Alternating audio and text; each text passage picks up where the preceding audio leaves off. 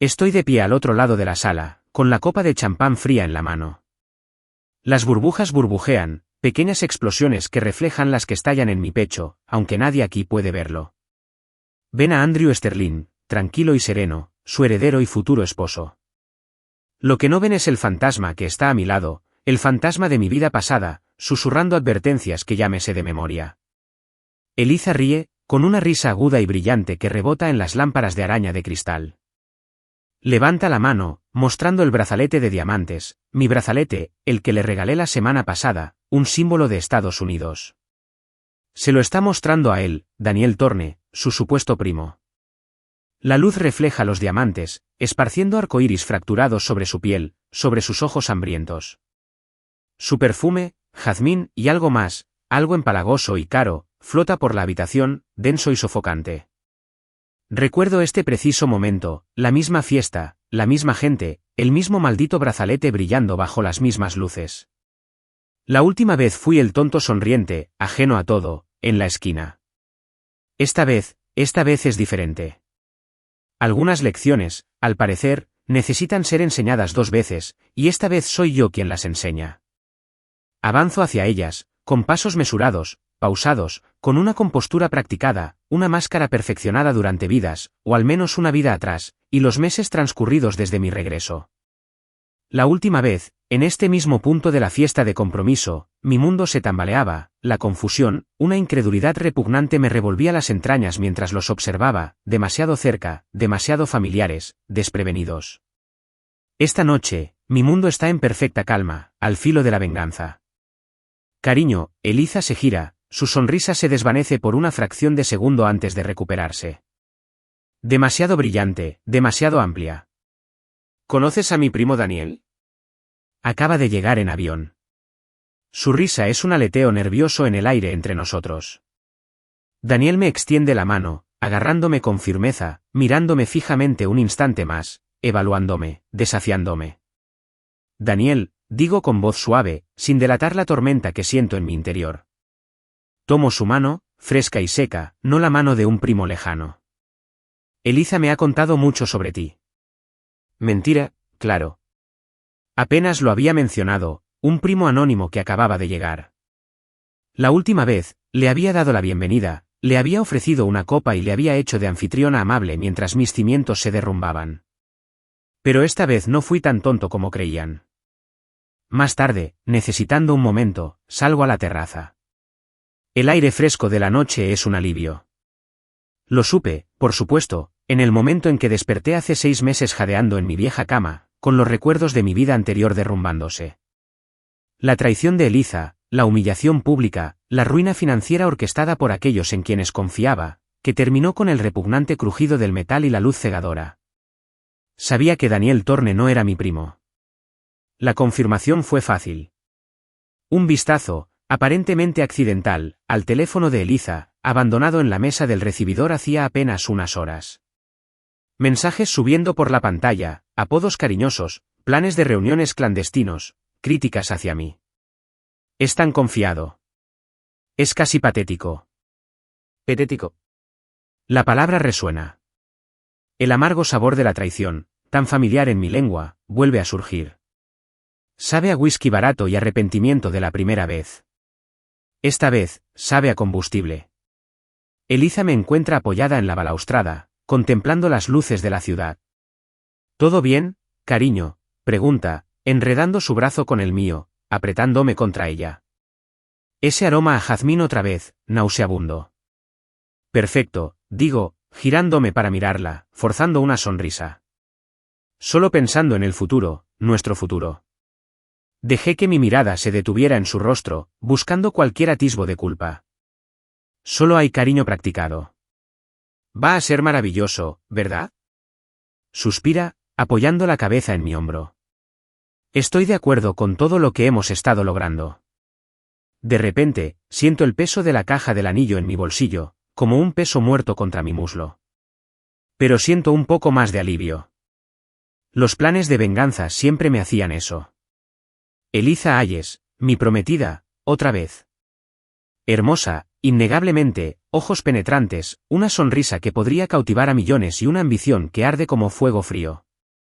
Lo quiere todo, el nombre, el dinero, el estatus, el acceso que conlleva ser la señora de Andrew Sterling. En mi primera vida, pensé que su ambición era algo que compartíamos, el impulso de construir una vida juntos. Vi su enfoque como dedicación. Me equivoqué, fue un cálculo. Nos conocimos de forma distinta en cada vida, aunque el resultado fue el mismo. La primera vez, un romance fugaz tras un encuentro casual en una gala benéfica. Me cautivó su seguridad y belleza. Esta vez, conociendo su juego, organicé la reunión. Una decisión calculada en la inauguración de una galería a la que sabía que asistiría, buscando su siguiente paso en la carrera. Interpreté el papel que ella esperaba, rico, un poco ingenuo, fácil de conquistar. Y picó el anzuelo, igual que antes. ¿La diferencia? Esta vez, vi el brillo depredador en sus ojos desde el principio. Vi cómo evaluaba mi traje, mi reloj, la mención casual de la empresa familiar. Su motivación no ha cambiado, está arraigada en su ADN. Su familia tiene viejos contactos, pero sus fondos son cada vez más escasos. Casarse conmigo consolida la posición de su familia, eleva su estatus más allá de la de una simple debutante y le otorga el estilo de vida lujoso al que se siente con derecho. El amor nunca formó parte de su ecuación, solo una ventaja. Su característico perfume de jazmín, el que una vez me embriagó, ahora se aferra a mis recuerdos como un sudario, provocándome náuseas. Es el olor del engaño. Lo que Eliza no sabía era que lo recordaba todo de antes. Cada mentira susurrada, cada momento robado, cada movimiento calculado. Y esta vez, su ambición sería su perdición. Marcus Thorne no era el hermano de Daniel, a pesar de compartir el apellido. Una coincidencia que probablemente a Eliza le pareció divertida. Marcus, mi mejor amigo desde niños, jugando al fútbol en el amplio patio trasero de mi familia, 20 años de amistad, secretos compartidos, cervezas compartidas, sueños compartidos. Se suponía que sería mi padrino. En mi primera vida, lo fue, incluso mientras ayudaba activamente a Eliza a mis espaldas. Una palabra discreta por aquí, una reunión facilitada por allá, cubriendo sus ausencias. Todo mientras me daba palmaditas en la espalda y me decía lo afortunado que era. La evidencia, esta vez, es más fácil de detectar cuando sabes dónde buscar. Un fragmento de conversación que escuché por casualidad entre él y Eliza en un restaurante el mes pasado. Voces bajas, urgentes, mencionando los planes de viaje de Daniel, para luego cambiar de tema rápidamente cuando me acerqué. Una mirada de pánico compartida, reuniones nocturnas sospechosas disfrazadas de emergencias laborales. La última vez, después de que mi mundo se derrumbara, Marcus se apoderó del vacío con suavidad. Aprovechó el caos, aprovechó los contactos que le había presentado, se hizo amigo de mis antiguos socios y finalmente se hizo cargo de tratos que deberían haber sido míos. Se benefició de mi destrucción. Lo confronté sutilmente hace unas semanas. Le hice una pregunta casual sobre su reciente carga de trabajo y le comenté que había oído que estaba trasnochando. Su habitual risa relajada me irritó, sonando forzada. Su mano, al tomar su bebida, temblaba casi imperceptiblemente. Culpa, o quizás miedo. Se recuperó rápidamente, culpando al estrés, pero lo vi. La misma mano que había estrechado en señal de amistad durante 2 décadas. La misma mano que me había dado palmaditas en el hombro en falsa conmiseración en mi vida anterior. Sería la primera que aplastaría. Mi hermana, Diana. 5 años mayor, siempre la pragmática. La que aterrizó de pie. Ella lo sabía. En ambas vidas, supo de Eliza y Daniel. Quizás no los detalles íntimos, pero sabía que Eliza no le era fiel, sabía que algo no andaba bien. Y guardó silencio. Peor aún, interfirió activamente en la conversación de Eliza, inventando excusas y desviando sutilmente las conversaciones de temas peligrosos. ¿Su motivación? Dinero, simple y llanamente. Diana, a pesar de la riqueza de nuestra familia, siempre anhelaba su propio éxito, su propio poder. Había invertido mucho, quizás insensatamente, en el negocio textil de la familia de Eliza, que estaba en crisis, hacía un par de años, con la esperanza de un cambio, una oportunidad para demostrar su perspicacia empresarial. Que Eliza se casara conmigo no fue solo un logro social para ella. Era un salvavidas financiero potencial para Diana. Una conexión con la fortuna en libras esterlinas podría impulsar la compañía Haas, asegurando la inversión y las ambiciones de Diana. Lo veo en su nerviosismo, el incesante tintineo del pesado brazalete de oro que lleva, un regalo de nuestros padres. Cada vez que la conversación se desvía hacia Eliza, hacia la boda, hacia cualquier cosa que pueda revelar la verdad, ese clic, clic, clic inicia una pequeña señal metálica. Esta vez es más fuerte, o quizás solo lo estoy escuchando. Recuerdo una conversación de mi vida pasada, una semana después de la desastrosa fiesta de compromiso, en la que encontré a Diana tomando unas copas con Eliza, consolándola. Cuando confronté a Diana entonces, exigiéndole lealtad, se puso del lado de Eliza, alegando la conexión comercial y las posibles consecuencias. Prefirió el dinero a la sangre. La sangre puede ser más espesa que el agua, pero el dinero, al parecer, lo era. Richard Carmichael, mi jefe, director ejecutivo de la empresa financiera donde había ascendido, 2 veces ya. Siempre se había presentado como un mentor, guiando mi carrera y elogiando mis éxitos. Todo eran tonterías. Richard ha estado apoyando encubiertamente la obra de Eliza, desmintiéndome sutilmente mientras aparenta apoyarme. ¿Por qué? Resentimiento, viejo y latente. Su hija Chloe y yo salimos brevemente en la universidad. Pensé que todo había terminado de forma amistosa. Obviamente, Richard no lo veía así. Me veía como el chico que no era lo suficientemente bueno. Luego, más tarde, el subordinado que ascendió demasiado rápido, quizás eclipsando el futuro que imaginaba para Chloe, o incluso a sí mismo. Eliza, con su belleza y sus conexiones, probablemente alimentó ese resentimiento, susurrándole veneno al oído, forjando una alianza. El ascenso que me ofreció recientemente, director de desarrollo estratégico, el mismo que recibí en mi primera vida, no es una recompensa, es una trampa. Los proyectos bajo su paraguas están diseñados para fracasar, plagados de problemas ocultos que solo Richard conoce. La última vez, me adentré en él a ciegas, con ganas y agradecido. Y los fracasos posteriores sirvieron como justificación para marginarme, dañando mi reputación justo antes de que Eliza diera el paso. Esta vez, acepté con el mismo entusiasmo aparente, pero conozco el juego. Su oficina siempre apesta a humo de cigarro caro, un olor denso y empalagoso que persiste mucho después de que se va, adherido a las lujosas alfombras y al escritorio de caoba.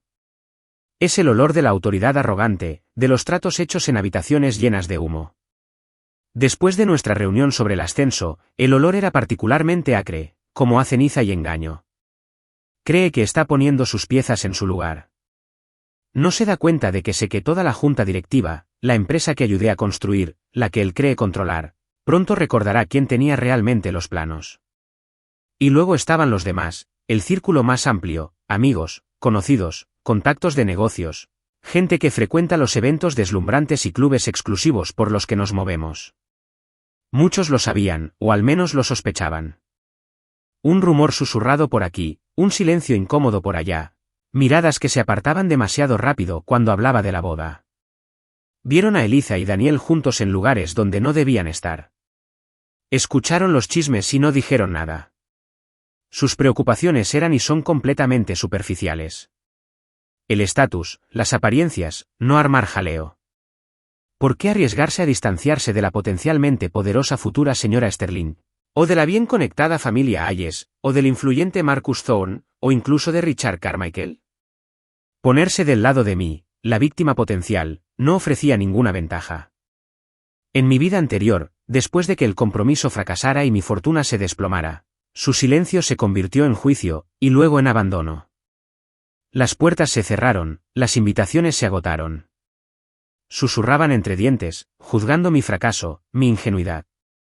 Me abandonaron sin pensarlo 2 veces, acudiendo en masa a quienes parecían ganadores. Los veo aquí esta noche, bebiendo champán, riendo con sus risas frágiles, lanzándome miradas curiosas. No tienen ni idea. Que rían ahora, que susurren. Pronto, estarían rogando por invitaciones a mi nueva vida, una vida construida sobre las cenizas de la que tácitamente aprobaron destruir.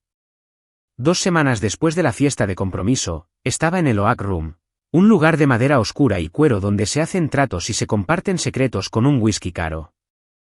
Se suponía que debía reunirme con un cliente, pero llegué temprano, a propósito, porque sabía que mi conocimiento renacido no se limitaba solo a las grandes traiciones, sino también a los pequeños detalles, los patrones, los horarios que creían secretos. Y allí están, acurrucados en una cabina en penumbra en el rincón más alejado, Eliza y Marcus, con las cabezas juntas, en voz baja e intensa. Ella gesticula con énfasis, con una arruga de preocupación entre sus cejas perfectas. Él asiente, con expresión sombría, y de vez en cuando mira a su alrededor con nerviosismo. Se creen invisibles, ocultos. Le hago una señal al camarero y pido mi Macallan de siempre, solo. Tomo un sorbo, el líquido ardiente me calienta la garganta, un marcado contraste con el hielo que recorro mis venas. Podría acercarme, confrontarlos, exigirles respuestas, verlos forcejear y mentir. Esa era la estrategia del antiguo Andrew, impulsiva, emocional, destructiva, sobre todo para mí. El nuevo Andrew observa, espera, interpreta a la perfección al prometido desprevenido. Observo la sala, establezco contacto visual con un conocido al otro lado de la barra. Hago un gesto casual con la cabeza, dejándoles ver que estoy aquí, relajado, desprevenido. Dentro, los vasos de mi plan encajan en su lugar. El sabor del whisky escocés es intenso, complejo, casi decadente, mientras planeo su caída desde el otro lado de la sala. A veces, la mejor venganza requiere la sincronización perfecta, y yo tenía todo el tiempo del mundo. A la mañana siguiente, la ciudad estaba gris y húmeda fuera de la ventana de mi oficina. Dentro, los únicos sonidos eran el zumbido del servidor y el suave clic de mi teclado. He aprendido que la venganza suele ser un plato que se sirve mejor digitalmente. Durante los últimos meses, usando el conocimiento de mi primera vida y la previsión de esta, había estado recopilando información discretamente. Marcus, en su ambición y afán por impresionar, se había vuelto descuidado, sobre todo después de empezar a ayudar a Eliza a borrar su rastro, probablemente echando mano de fondos ajenos para cubrir gastos inesperados, como las visitas sorpresa de Daniel. En mi primera vida, sus malabarismos financieros finalmente salieron a la luz. Pero solo después de que me fuera, y él lo utilizó a su favor, presentándose como el que descubría las irregularidades. Esta vez, yo controlo la narrativa. Había recopilado las pruebas, obtenido registros de transacciones discretamente, ocultado hábilmente transferencias de cuentas, correos electrónicos que insinuaban transacciones no registradas. Nada que me llevara a la pista, nada que sugiriera nada más que un denunciante anónimo preocupado por la integridad corporativa. Mis dedos se cernían sobre las teclas frías del teclado. Una cuenta de correo electrónico desechable enrutada a través de capas de anonimato. El destinatario, el jefe de cumplimiento normativo del bufete de Marcus, un hombre conocido por su rigidez y ambición. Adjuntar archivo, enviar, un solo clic. Se siente liberador, orquestado, manipulado, sí. Pero también, sin duda, una liberación. La primera ficha de dominó estaba a punto de caer. Me preguntaba si Marcus la oiría venir. Tardó menos de 48 horas. Las noticias corren rápido en nuestros círculos, sobre todo las malas. Marcus fue suspendido, pendiente de investigación. Los rumores se convirtieron en especulaciones, malversación de fondos y fraude. Millones potencialmente desaparecidos. Su nombre, antes asociado con la fama de estrella en ascenso, ahora era lodo. Eliza me llamó con la voz tensa por el pánico. Andrew, ¿has oído hablar de Marcus? Es terrible. No pueden pensar que él hizo esas cosas, ¿verdad? Debe haber algún error. Su actuación fue casi convincente. La preocupada prometida casi se preocupaba por el mejor amigo de su prometido. Percibí el miedo subyacente. El terror de que la investigación pudiera conducir de alguna manera a ella, a Daniel, a sus secretos compartidos. Y entonces la llamada que había estado esperando, la del propio Marcus. Quería vernos, urgentemente. Nos encontramos en una cafetería estéril a medio camino entre nuestras oficinas. Tenía un aspecto fatal. Ojos inyectados en sangre, traje arrugado, su habitual arrogancia había desaparecido, reemplazada por una mirada desesperada y atormentada. El sudor le perlaba la frente a pesar del aire acondicionado. Andrew, tío, tienes que ayudarme, empezó con la voz ronca. Esto es una locura, es una trampa, un error. Ya me conoces, no lo haría, no podría. Se inclinó hacia adelante, bajando la voz. Hay gente en la empresa que quiere mi puesto. Me están incriminando. ¿Tienes contactos? Influencia. Podrías hacer algunas llamadas y defenderme. Estaba rogando. Su desesperación era música para mis oídos. La primera nota de una sinfonía que había compuesto 2 veces. Lo dejé hablar, escuchándolo pacientemente, con una expresión cuidadosamente neutral, quizá un poco preocupada. Di un sorbo a mi café y dejé que el silencio se extendiera después de que finalmente se le agotara el ánimo. Marcus, dije, con voz tranquila y razonable. Esto suena increíblemente serio. Y, por supuesto, estoy impactado, somos amigos desde hace años. Hice una pausa para asimilarlo. Pero ya sabes cómo son estas cosas, una investigación formal, no está en mis manos. Me miró fijamente, la confusión empezaba a nublar la desesperación en sus ojos. ¿No está en tus manos? Andrew, estamos hablando de mi vida. Una llamada, es todo lo que pido. ¿Y arriesgarme a interferir en una investigación corporativa? Negué con la cabeza lentamente, con pesar. Política de la empresa, Marcus, tengo las manos atadas. Involucrarse podría comprometer la investigación, incluso empeorar las cosas. Y para mí, francamente, las apariencias importan. Lo miré directamente a los ojos.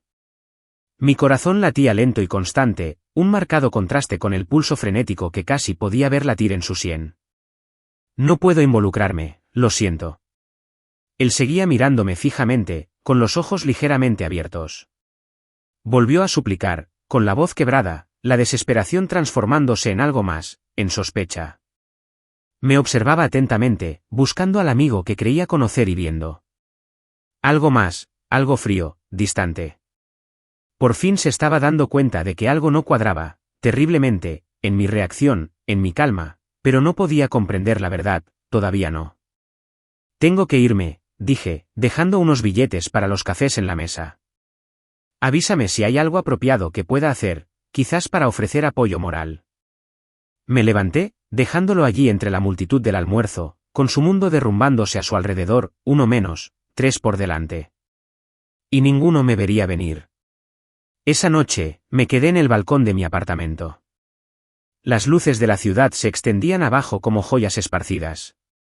El aire nocturno se sentía fresco en mi piel, trayendo consigo los lejanos sonidos del tráfico. Marcus estaba neutralizado, al menos por ahora. La investigación lo consumiría, destrozaría su reputación y agotaría sus recursos.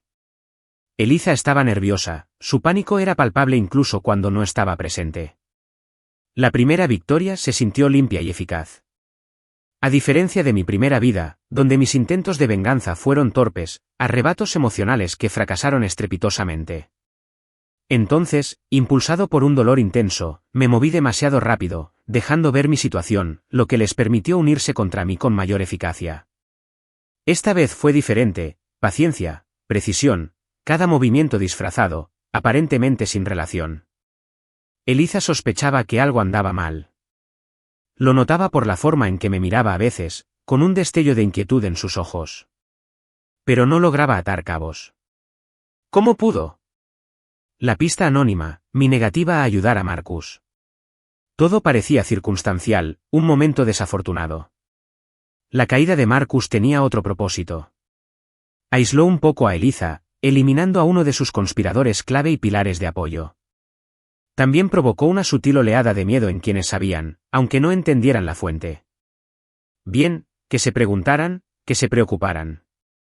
Mi mirada se dirigió hacia la parte de la ciudad donde vivía mi hermana Diana. Diana siempre decía que la familia era lo primero. Era hora de comprobar esa teoría. Cena familiar, un evento dominical habitual en casa de mis padres, normalmente una fuente de consuelo, ahora un escenario para mis observaciones silenciosas. Diana estaba allí, impecablemente vestida, riéndose un poco demasiado fuerte de los chistes predecibles de nuestro padre. Eliza se sentó a mi lado, haciendo de nuera perfecta. El nombre de Marcus flotaba en el aire, sin ser pronunciado, como un fantasma en la mesa. A principios de esa semana, confirmé lo que ya sospechaba. Siguiendo una corazonada surgida de recuerdos de vidas pasadas, quedé casualmente cerca de un café que sabía que Diana frecuentaba. Y las vi. Diana y Eliza, acurrucadas en una mesa de la esquina, Diana entregándole a Eliza un sobre grueso, no dinero, probablemente documentos. Su conversación, de la cual se filtraban fragmentos, no trataba sobre consolar a Eliza por los problemas de Marcus. Era estratégico, logístico, cubrir pistas, asegurar activos, en especial los míos. Diana no se quedó callada. Estaba ayudando activamente a Eliza a planificar cómo obtener el máximo beneficio económico de nuestro futuro matrimonio, probablemente planeando maneras de proteger los activos a los que Eliza pretendía acceder, tal vez incluso discutiendo cómo manejar la situación si Daniel se convertía en un problema. La traición no fue solo silencio, fue complicidad activa. Ahora, durante la cena, Diana evitaba mi mirada. Su risa nerviosa resonaba en el comedor formal cada vez que Eliza hablaba. El tintineo de su brazalete de oro era un contrapunto frenético al tintineo de los cubiertos. Sabía que la caída de Marcus no había sido casualidad. Sintió el cambio en el aire. Mi hermana había elegido su bando, definitivamente, otra vez. Ahora aprendería lo que había costado esa decisión. Mis noches se convirtieron en sesiones de investigación. Diana, en su búsqueda del éxito financiero independiente, se había arriesgado. La inversión textil de Hayes fue solo una de ellas. Basándome en mi conocimiento de sus operaciones anteriores, información que había compartido sin querer en mi vida anterior, alardeando de sus astutas decisiones y comparándola con datos actuales del mercado, empecé a investigar. No tardé mucho en encontrar las vulnerabilidades. Operaciones sospechosas, aprovechando información privilegiada obtenida de sus contactos sociales, difuminando los límites de la legalidad. En su desesperación porque la inversión en Hayes rindiera frutos y estableciera su propia estabilidad financiera, había recortado gastos. Recortes que ahora tenía a mano. Durante el día, hice de hermano comprensivo, escuché sus quejas sobre el mercado y la animé vagamente con sus inversiones. Incluso le permití que me contara sus preocupaciones sobre el negocio de Hayes y que el hecho de que Eliza se casara conmigo era un gran alivio para las perspectivas familiares. Confiaba en mí. El hermano que ella creía que aún lloraba la desgracia de su amigo Marcus, el hermano ciego a las víboras en su nido. Mientras ella revelaba sus ansiedades, planeando cómo mi matrimonio sería su red de seguridad, yo reunía sutilmente las últimas piezas necesarias para construir un caso en su contra. Cuando me abrazó para despedirse después de una de esas charlas de apoyo, el sutil aroma de su perfume caro, normalmente fresco y profesional, se sentía contaminado. La línea de denuncias anónimas de la SEC estaba a punto de recibir una llamada interesante. La denuncia anónima sobre las actividades comerciales de Diana se presentó electrónicamente, de forma ilocalizable, al igual que la de Marcus. Dirigió a los reguladores hacia transacciones, fechas y conexiones específicas. ¿Suficiente humo para garantizar que buscaran el fuego? Casi al mismo tiempo, di mi siguiente paso, un gesto de buena fe hacia mi futura familia política. Concerté una reunión con el padre de Eliza y le expresé mi preocupación por las presiones financieras que afrontaban, sobre todo ahora con la incertidumbre sobre Marcus, un vínculo comercial clave, aunque informal, para ellos. Entonces hice una oferta. Una inversión personal significativa en la compañía textil Hayes. Suficiente para estabilizarlos, para darles un respiro, presentada, por supuesto, como un gesto de amor hacia Eliza, una forma de asegurar nuestro futuro compartido apoyando a su familia. Eliza estaba extasiada, su padre, aliviado. Diana, al enterarse, se tranquilizó momentáneamente, viéndolo como una prueba de que su plan funcionaba, de que mi dinero, sin duda, reforzaría su precaria posición vinculada a la compañía Hayes. Celebramos el acuerdo de inversión con champán en casa de los padres de Eliza. El descorche resonó con fuerza en el ambiente repentinamente optimista. Brindieron por mí, su salvador, su generoso futuro yerno. No tenían ni idea de que la inversión era solo un cebo, apretando el nudo. La trampa estaba tendida. Solo necesitaba que Diana interviniera, apoyándose en un salvavidas que estaba a punto de ser truncado por las consecuencias de sus propias acciones. La investigación de la SEC, desencadenada por la denuncia anónima, avanzó con una velocidad sorprendente. A diferencia del caso de Marcus, que involucraba estructuras corporativas complejas, las operaciones sospechosas de Diana eran más directas, más fáciles de rastrear una vez que alguien sabía dónde buscar. La noticia no se difundió por rumores, sino por canales oficiales. Tráfico de información privilegiada. Incorrección financiera. Las consecuencias fueron inmediatas y brutales. Su reputación en el mundo financiero, que se había forjado con tanto esfuerzo, se hizo añicos de la noche a la mañana. Nuestros padres estaban horrorizados y confundidos. ¿Cómo podía su meticulosa y exitosa hija estar involucrada en algo así? El apellido de la familia salió a relucir en los titulares. Y lo que es más importante para Diana, su acceso al crédito se agotó. Sus otras inversiones se hundieron bajo el escrutinio, y la Hayes Textile Company, que ahora se revelaba aún más inestable de lo que se creía debido a su dependencia de las precarias finanzas de Diana, se volvió completamente dependiente de mi reciente inversión. Mi dinero era lo único que la mantenía a flote. Diana se derrumbó. La vi en una reunión de crisis familiar. Pálida, temblorosa, incoherente. Sollozaba. Negaba. Culpó a enemigos fantasmas y a malos consejos. Le rogó a nuestro padre que la ayudara, que le diera abogados, que le pagara un rescate. La hermana segura y pragmática había desaparecido, reemplazada por una mujer aterrorizada y destrozada. Eliza la observaba, no con compasión, sino con un miedo frío y calculador por la ahora precaria situación de su familia. La sangre puede ser más espesa que el agua, pero la verdad, dicha con precisión, les resultaba áspera a ambos. Diana acudió a mí, por supuesto, no solo en busca de apoyo familiar, sino de ayuda concreta. Ayuda financiera para cubrir gastos legales. Contactos que podrían facilitar las cosas con los reguladores. Intervención con el Consejo de Administración de Hayes Company, donde mi inversión ahora me otorgaba una influencia significativa. Escuché con paciencia, expresé mi profunda decepción y mi preocupación fraternal. Ofrecí ayuda, pero solo la que parecía buena pero no servía de nada. Una ayuda financiera mínima, cuidadosamente estructurada como un préstamo con condiciones estrictas que ella no podía cumplir en la realidad. Presentaciones a abogados competentes, pero no milagrosos. Negativa a interferir directamente con la Junta de Hayes. No sería apropiado, Diana, conflicto de intereses. Salió de mi oficina con un aspecto aún más abatido, con el último atisbo de esperanza extinguido. Sabía, instintivamente, que no la estaba ayudando. Comprenderlo, poco a poco, fue quizás más doloroso que la vergüenza pública. La paranoia entre los jugadores restantes se intensificó. Eliza se puso más nerviosa, más atenta. Richard Carmichael empezó a hacer preguntas sutiles sobre Marcus y Diana, intentando sondear mis reacciones, mis conocimientos. Podían sentir el suelo temblar bajo sus pies, pero seguían sin ver al arquitecto. Esa noche me serví una copa de vino de postre caro, removiendo el líquido dorado.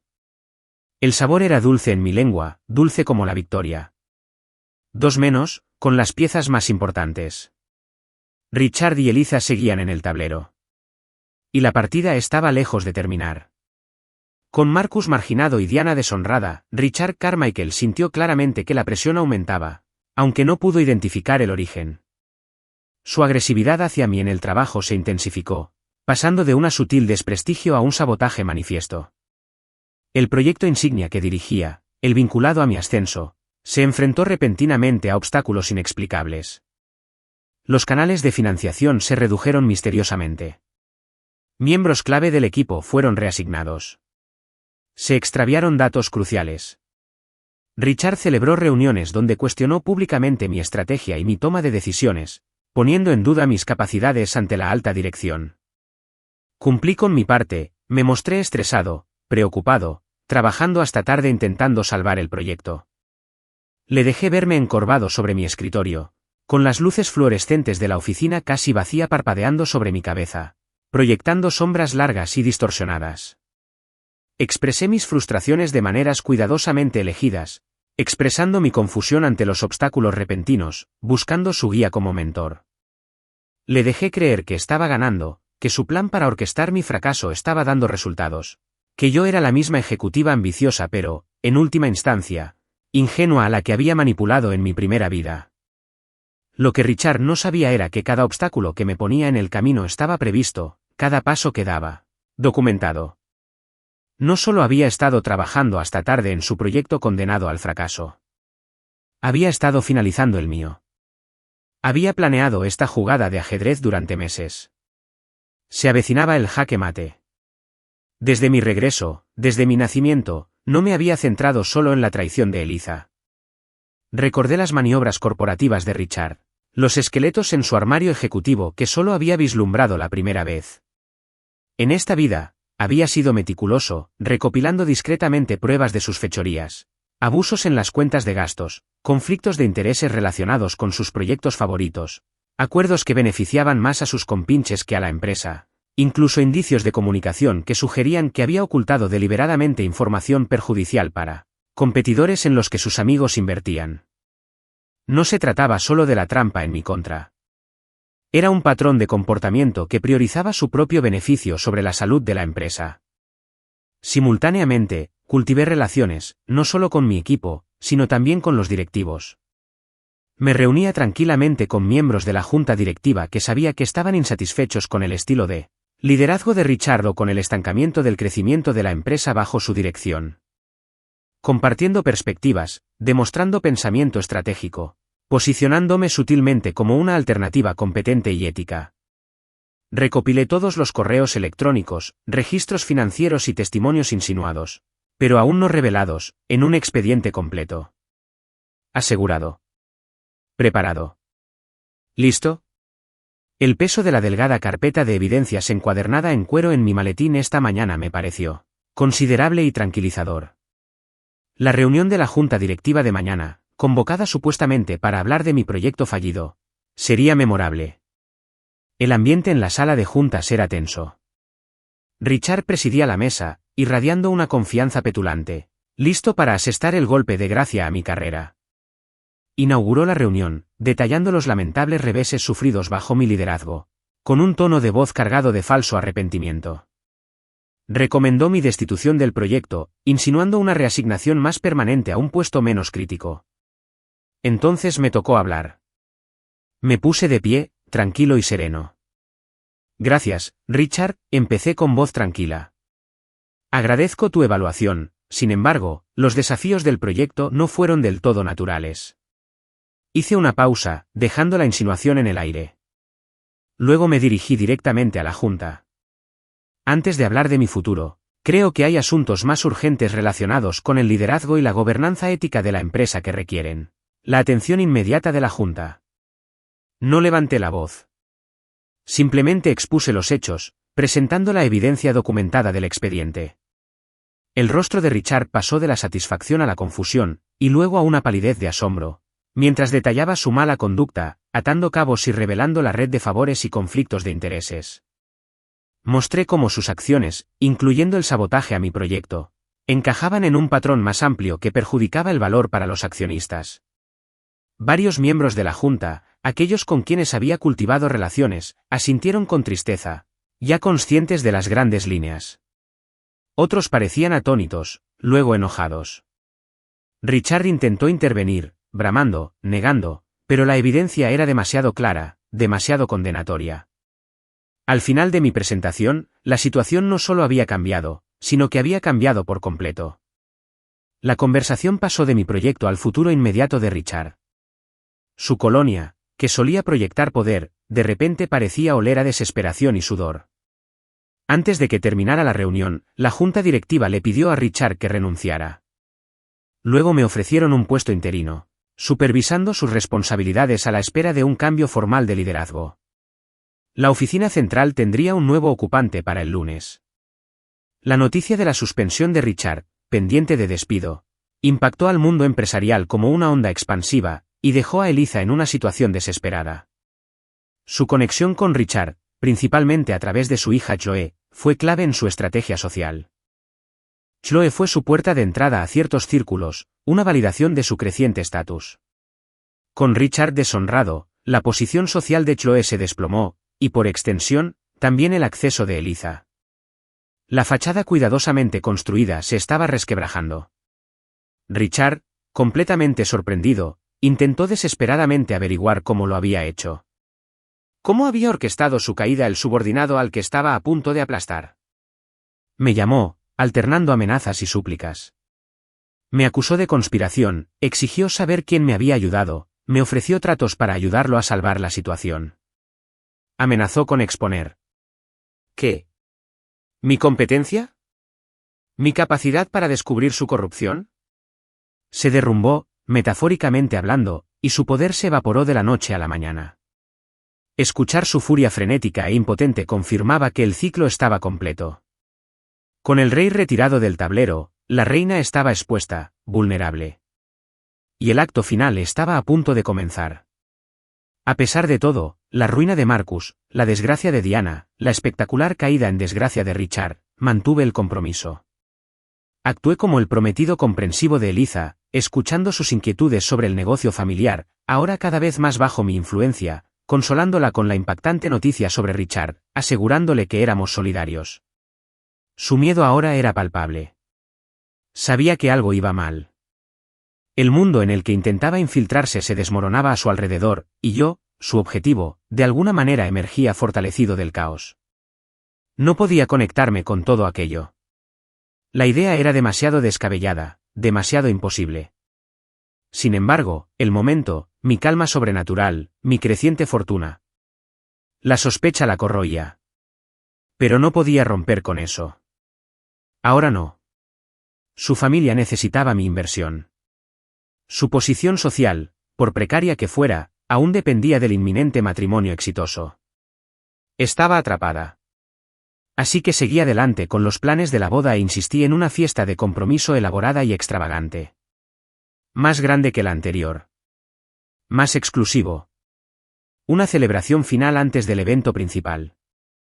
Para demostrarles a todos que somos más fuertes que nunca, le dije, apretándole la mano.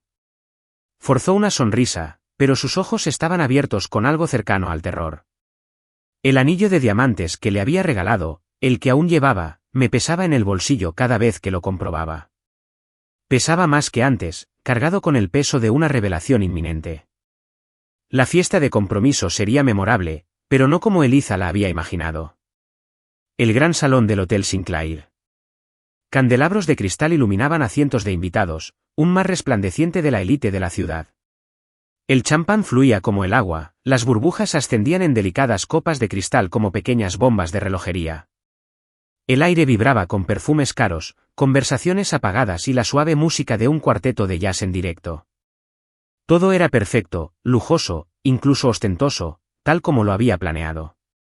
Eliza estaba de pie a mi lado, deslumbrante en seda esmeralda, interpretando a una radiante prometida. Pero su mano temblaba ligeramente en la mía. Su sonrisa era frágil, tensa por la visible tensión. No dejaba de observar la habitación, con la mirada fija en la entrada. Marcus no estaba, obviamente. Diana sí, rondando cerca de nuestros padres, pálida y demacrada, el chasquido de su pulsera apenas se oía por encima del estruendo. Richard Carmichael brillaba por su ausencia, su exilio social era total. Los miembros restantes del círculo social cómplice nos observaban, con una curiosidad teñida de una nueva inquietud. Percibían el cambio de poder, aunque no lo comprendieran. Mi calma, mis sonrisas fáciles y mis saludos seguros parecieron inquietar a todos los que conocían o sospechaban la agitación de los últimos meses. Esperaban estrés, ira, vulnerabilidad. No vieron nada de eso. El reloj de la ornamentada repisa de la chimenea sonó suavemente. Las 7. La hora exacta en que, en mi vida anterior, durante aquella otra fiesta de compromiso, Eliza decidió humillarme públicamente, consolidando su traición. Esta vez, la campanada marcó el comienzo de mi último acto. Golpeé mi copa para llamar la atención, la clara campanada interrumpió el bullicio del salón de baile. Se hizo el silencio. Todas las miradas se posaron en nosotros. Gracias a todos por venir, comencé, con la voz suave en el repentino silencio. Eliza y yo estamos muy emocionadas de celebrar nuestro compromiso con todos ustedes, nuestros queridos amigos y familiares. Le sonreía a Eliza, una sonrisa que no llegó a mis ojos. Han sido unos meses llenos de acontecimientos. Un murmullo recorrió la multitud. Surgieron desafíos, dificultades imprevistas pusieron a prueba las relaciones. Mi mirada se posó brevemente en Diana, quien se quedó paralizada, con la copa de vino a medio camino de los labios. Vi a los antiguos colegas de Marcus, caídos en desgracia, revolviéndose incómodos. Pero a pesar de todo, Eliza y yo nos hemos mantenido fuertes. Hice una pausa, dejando la mentira ahí. Y esta noche, continué, alzando un poco la voz. Tengo una sorpresa. Alguien muy importante para mí. Alguien clave para asegurar no solo mi futuro, sino también el de empresas con las que muchos de ustedes están conectados, ha venido a celebrar con nosotros. Denle la bienvenida al señor Alistair Finch. El nombre no les decía nada a la mayoría. Pero cuando el hombre alto, de cabello plateado y penetrantes ojos azules salió por una entrada lateral, caminando hacia nosotros con un aire de serena autoridad, vi cómo el rostro de Eliza palidecía. Palideció visiblemente. Diana jadeó, un gemido ahogado.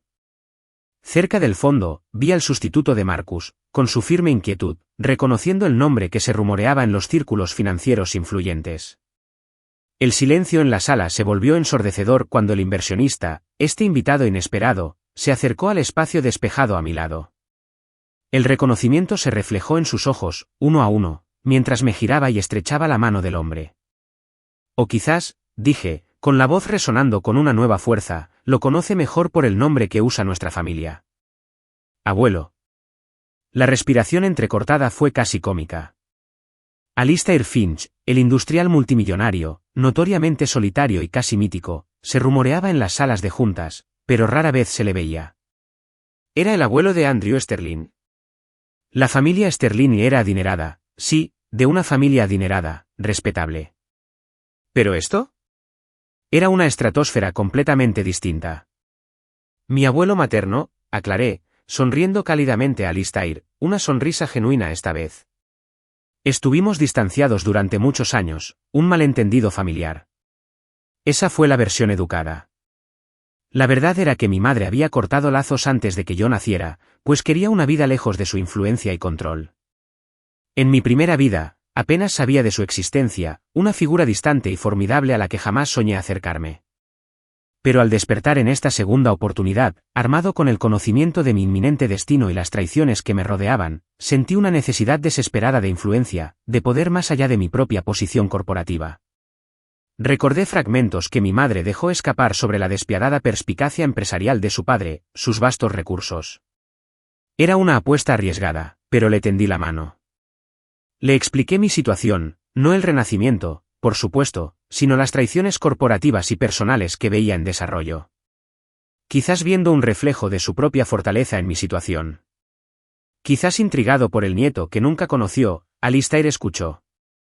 Nos reconciliamos, al principio con cautela, luego con un creciente respeto mutuo. Él vio el potencial que Eliza y los demás intentaban explotar, y ofreció su apoyo, sus recursos, su nombre, mantenido discretamente en secreto hasta ahora. Eliza se quedó mirando, boquiabierta. Diana parecía a punto de desmayarse. La fortuna que creían perseguir aferrándose a mí, la cómoda riqueza de clase alta que planeaban manipular y controlar, era un charco comparado con el océano de poder que representaba el hombre a mi lado. Un océano al que ahora tenía acceso. Un océano que controlaba. Alistair dio un paso al frente, con voz serena pero resonante, exigiendo atención inmediata. Andrew me invitó esta noche no solo para celebrar su compromiso, dijo, mientras su mirada penetrante recorría la sala, deteniéndose un instante en el rostro pálido de Eliza y el afligido de Diana, sino también para compartir una noticia empresarial que afecta a varias personas presentes. No necesitaba notas. Esta tarde, Finch Industries, a través de una filial recién formada dirigida por mi nieto Andrew Sterling, ha completado la adquisición de Ayes Textiles. Una exclamación colectiva recorrió la sala. Eliza se tambaleó, agarrándose a mi brazo para apoyarse, sus dedos clavándose como garras. La empresa de su familia, su última esperanza, el negocio al que Diana había apostado, había desaparecido. Se lo había tragado todo. Además, continuó Alistair con tono sereno, Finch Industries también ha adquirido una participación mayoritaria en la firma financiera donde Andrew ha demostrado tanta resiliencia. Miró hacia donde se encontraban los aliados de Richard Carmichael, con rostros de asombro. Con efecto inmediato, Andrew asumirá el cargo permanente de director ejecutivo y supervisará una reestructuración completa. Mi ascenso no fue solo interino, sino absoluto. Ahora controlaba no solo el negocio familiar de Eliza, sino también la empresa que había empleado y luego traicionado a Marcus y Richard.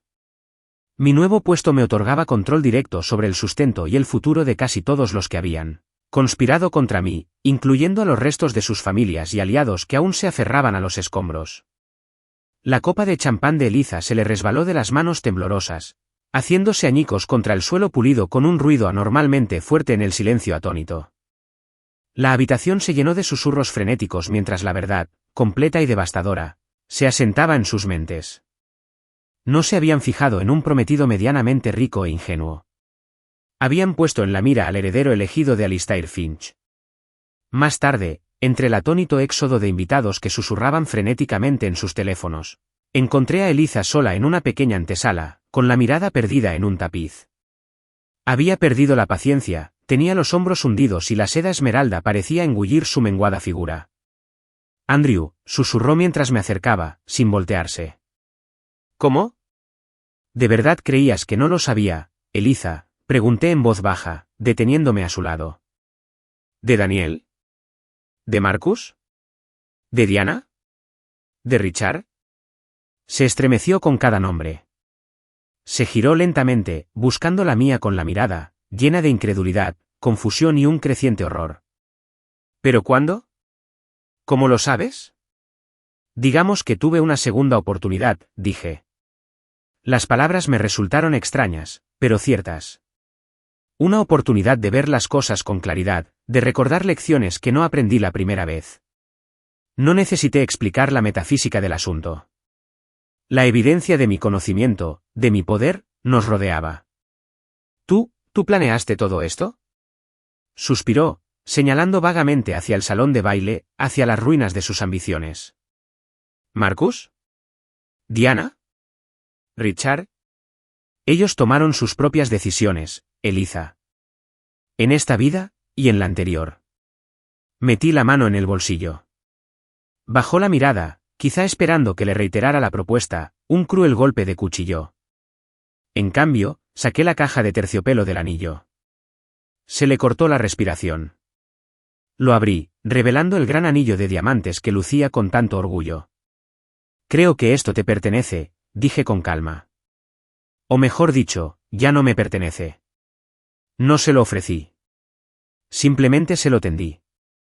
Su perfume, el aroma a jazmín que una vez me cautivó, ahora olía artificial, empalagoso, el aroma de la podredumbre bajo una hermosa apariencia. Su mano temblaba al extender la mano, no para tomar el anillo, sino como para alejarme. La incredulidad luchaba con la horrible verdad en sus ojos.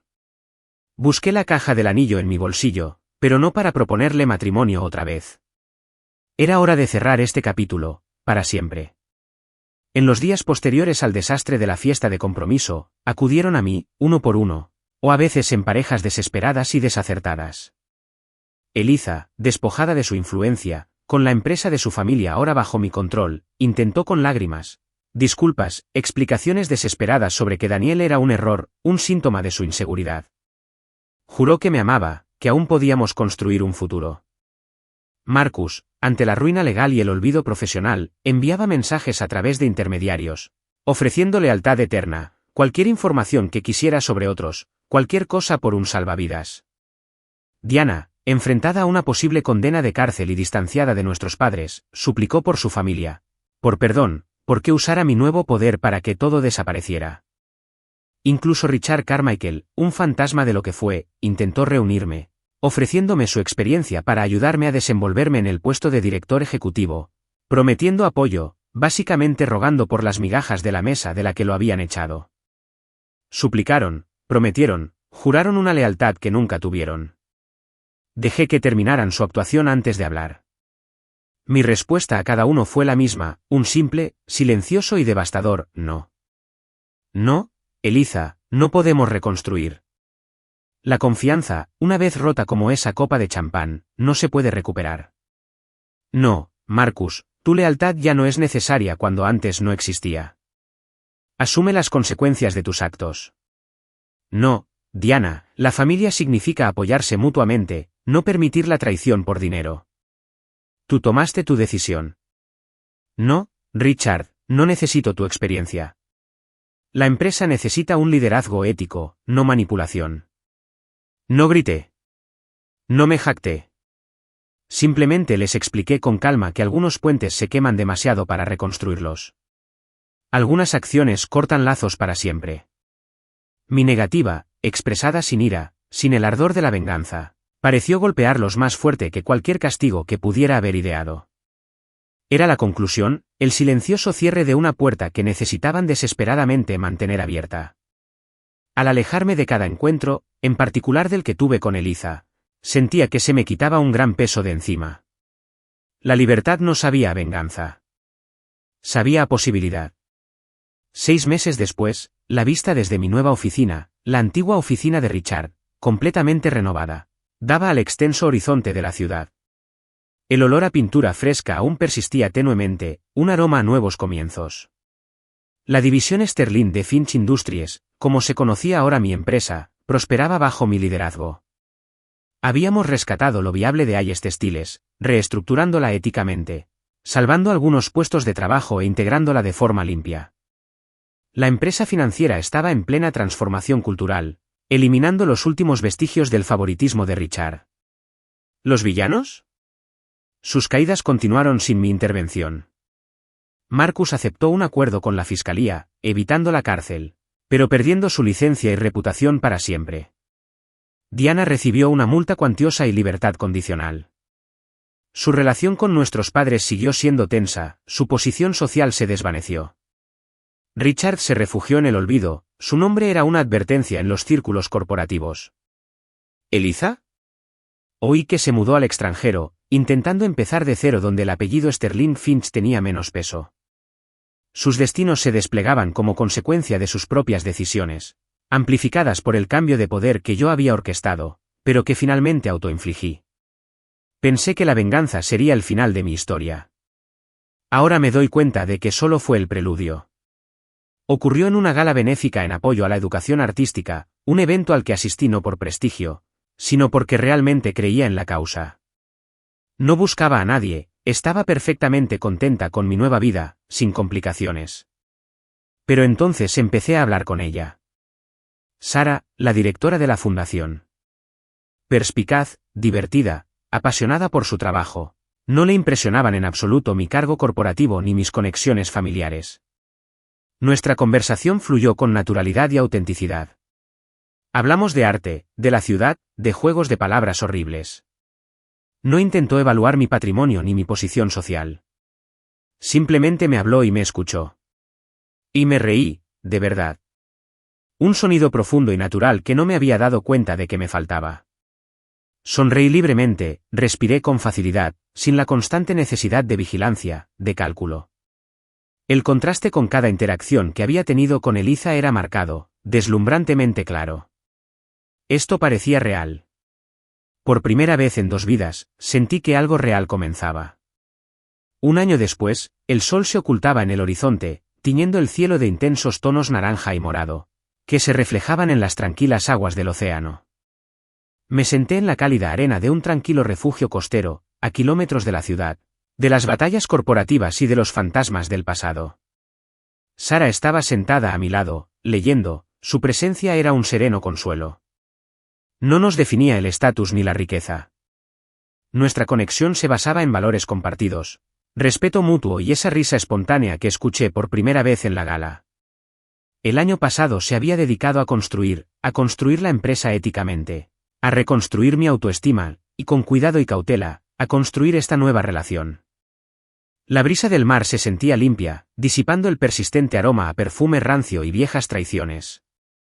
Risas distantes flotaban en el aire, provenientes de otros turistas en la playa. Hundí los pies en la arena refrescante, sintiéndome enraizado, presente. El deseo de venganza había sido un fuego abrasador, pero se había extinguido, dejando atrás no cenizas, sino terreno despejado. Espacio para que algo nuevo creciera. Algunos dicen que vivir bien es la mejor venganza. Se equivocan. Vivir con autenticidad sí lo es. Y por primera vez, a lo largo de 2 vidas, por fin entendí lo que eso significaba.